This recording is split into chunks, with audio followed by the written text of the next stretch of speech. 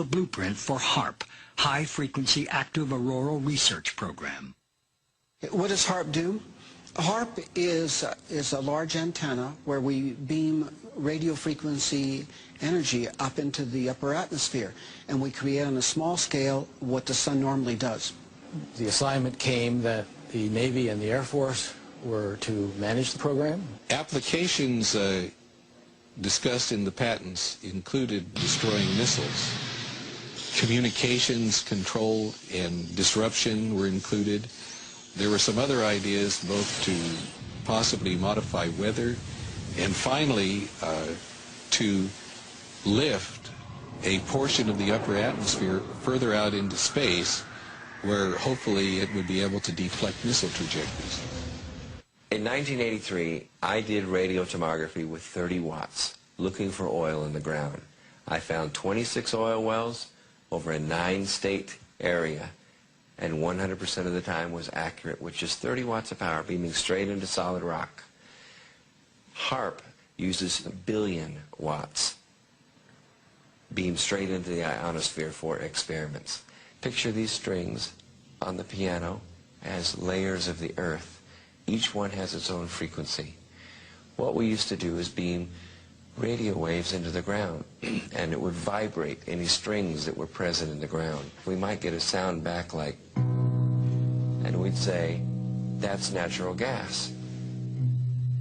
We might get a sound back like, and we'd say, that's crude oil. We were able to identify each frequency. We accomplished this with just 30 watts of radio power. If you do this with 2 billion watts, the vibrations are so violent that the entire piano would shake. In fact, the whole house would shake. In fact, the vibrations could be so severe underground that could even cause an earthquake. Earthquake, earthquake, earthquake,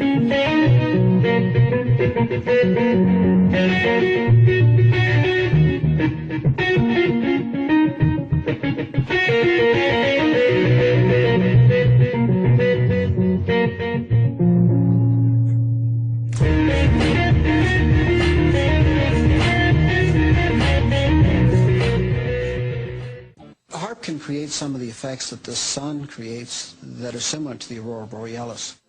HAARP can paint designs in the sky, if you will. You know, it can take the beam and move it in any pattern that the scientist who's doing the experiment might want to do.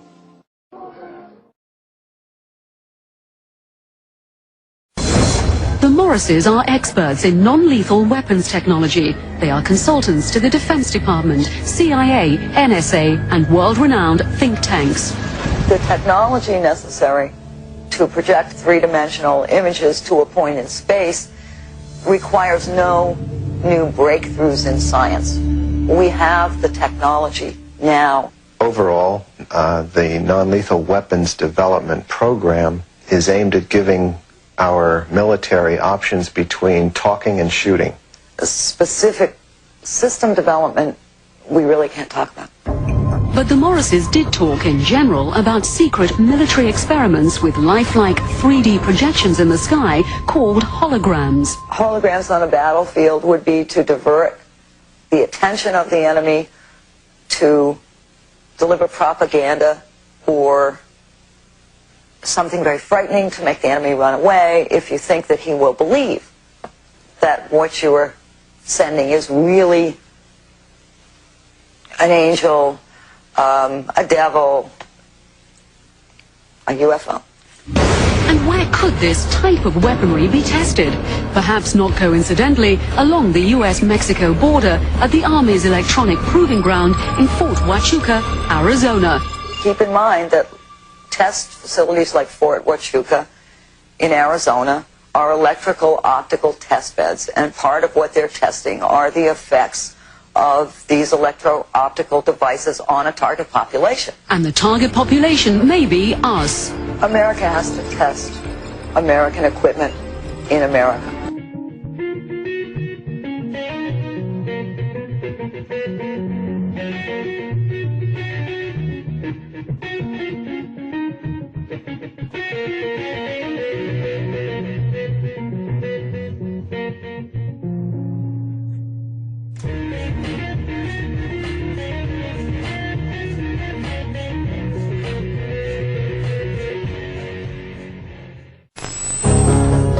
The ultimate weapon in the info war would be so secret, so invisible, so undetectable, you would never know your mind was under attack.